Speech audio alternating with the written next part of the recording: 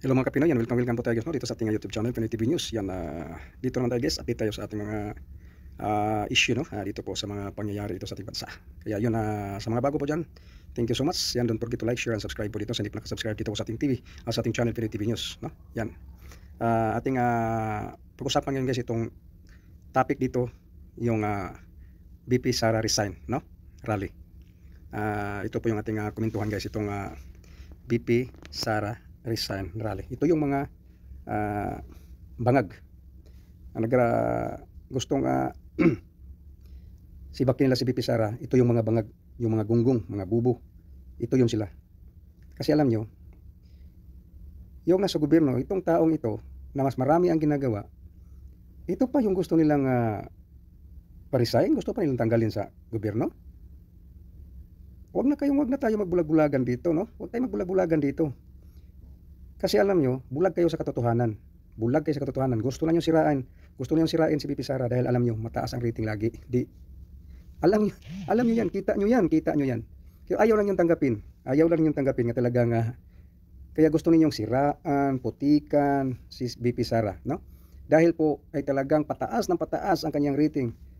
Mula nang nagsimula siya dito ng pagka-vice president. Kaya yun ang tandaan ninyo. Yung BP Sara resign, yung pag-rally-rally nyo dyan, walang mangyayari yan. Alam nyo bakit? Alam po ng taong bayan, hindi po nyo madiktahan ng mga utak ng taong bayan, at saka nakikita nila po kung anong ginagawa ni BP Sara. Kaya kahit anong gagawin ninyo, paninira, kahit anong gagawin ninyo, ay hindi mangyayari po yan. Bakit? Proven may nakikita. Proven may nagagawa. Proven mataas ang ratings. Hindi ba ninyo alam? Yung eleksyon, kung itong si BP Sara hindi lang nagpapadala dito sa administrasyong ito, siguradong hindi maupo itong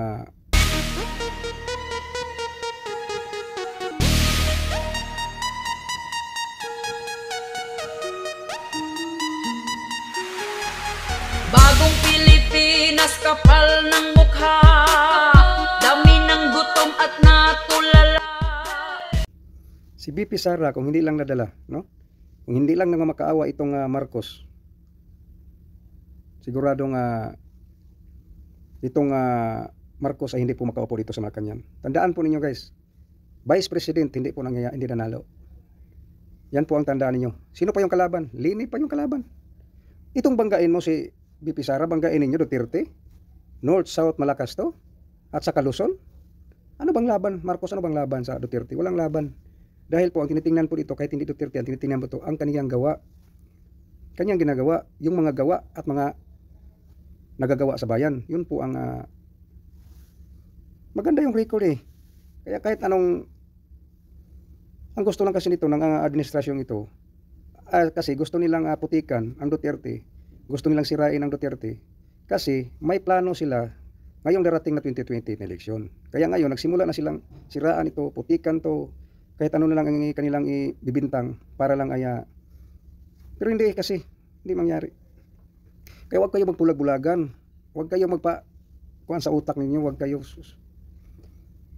magmasid kayo, mag-search kayo, titingnan niyo kung ano yung mga magandang nagawa ng BP ngayon. Sa loob ng 2 taon sa kanyang pag-upo bilang BP. Titingnan niyo, mag-search kayo anong mga nagawa. Ang daming programa po ng BP ngayon, alam niyo? Iba't ibang lugar meron tayong satellite. Titingnan niyo yan.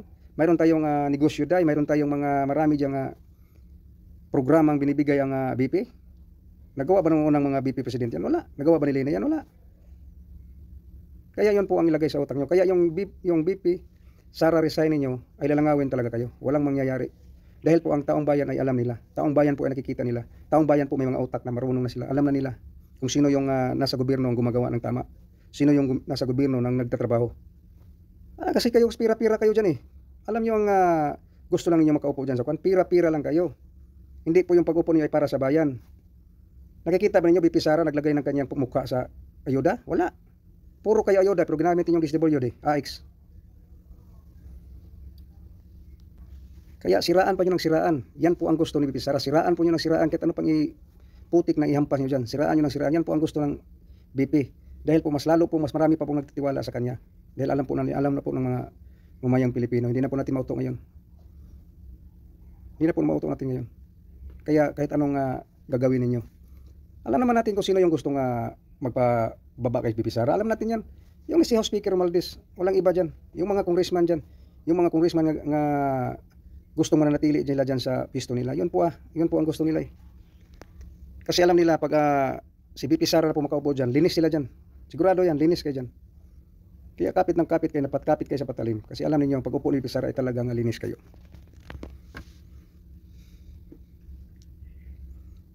Tingnan niyo yung imbes na yung magandang ginagawa ng tao tapos gusto ninyong siraan, gusto ninyong pababain. Dapat pa ngayong questionin ngayon yung mga issue ang issue ng presidente, dapat yun ang questionin ninyo. Yun ang questionin ninyo, dapat kailangan niyang ipakita sa taong bayan na yan mga issue na yan, yung mga paratang ng mga taong bayan sa kanya ay hindi totoo. Yun po ang inyong gusto ninyong questionin kung nandiyan siya sa tama. Yan ang gusto ninyo nga ipakita sa taong bayan na yung ating presidente ay talagang hindi siya nagda-drugs, no? Hindi siya lulong sa drugs, di ba? Hindi siya gumagamit. Yun po ang gusto ninyong imbestigahan diyan o gusto ninyong kuhanan, ipakita ninyo. Hindi yung BP resign. Kasi yung taong bayan ng yung taong bayan po ang akusa, nagtatanong, taong bayan nagtatanong diyan. Yun po ang dapat i-clear. Kung ito ba ay totoo ang ating presidente ay gumagamit ba? Ito ba yun ay siya ay talagang lulong siya sa pagbawal ng gamot? Kasi hindi po basta-basta yan, no? Bansang Pilipinas po nakasalalay, no? Kaya yung dapat kayong nasa Kongreso, nasa House, nasa Senado ay dapat yung ipakita. Tanungin niyo yung presidente nga magpakuan siya para nga malinaw po sa taong bayan kung siya hindi naman siya gumagamit ng droga ay talagang clear po ang lahat, di ba? Mawala na yung issue na yan. Yun lang naman mawala na yung issue.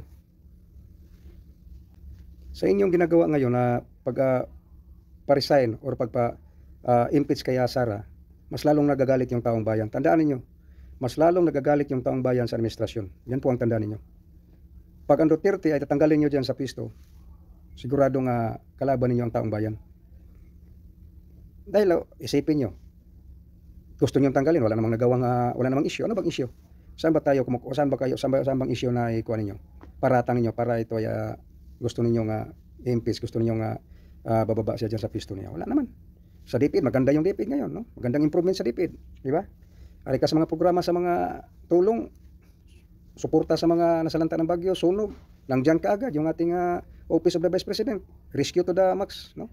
Nandyan po kaagad, tulong, ayuda, dito sa mga kabataan, mga estudyante, meron tayong pagbabago. Ano nagawa?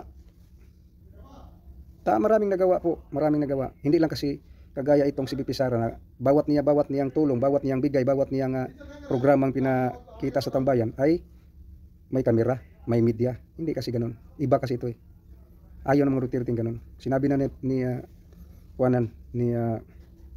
Basti yan, nga ayaw nilang magbigay ng tulong na mayroong media, mayroong kamera. Ayaw nilang ganun. Kasi wala yan sa kanila. Ayaw niya kanila. Kaya yun, hindi nyo nakikita. Nakikita man ninyo, bulag kayo. Yan po ang katotohanan. Kaya walang kwenta yan yung resign, BP Sara resign, walang kwenta yan. Hindi kasi maniniwala yung taong bayan, hindi sasama sa inyo. Kaya lalangawin kayo pag mayroon namang taong pumunta dyan ay talagang ayuda naman kayo, nagbigay kayo ng ayuda. Pilipino kasi pag magbigay kayo ng ayuda ay talagang pupunta yan kasi kailangan talaga ng taong bayan, no? Gutom taong bayan, gutom po sa pagkain ng taong bayan. Kaya pag mayroon kayong sulsul dyan nga ayuda, bigas or ano man, bigay ng pira, ay talagang yung Pilipino ay pupunta yan kasi may kailangan important needs walang bigas, walang makain. Kaya yun po. Pero sa totoo wala. Kaya yun guys, no? Ating komento. Kaya yan sa mga mahal nating mga OFWs, lahat nating supporters dito sa Pinoy TV News, please don't forget guys. Paki-share po ninyo itong video, paki-like na po. Thank you so much. Bye-bye. Mabuhay kayo. Ingat po kayo lagi guys, no? Thank you so much. Bye-bye. God bless you sila.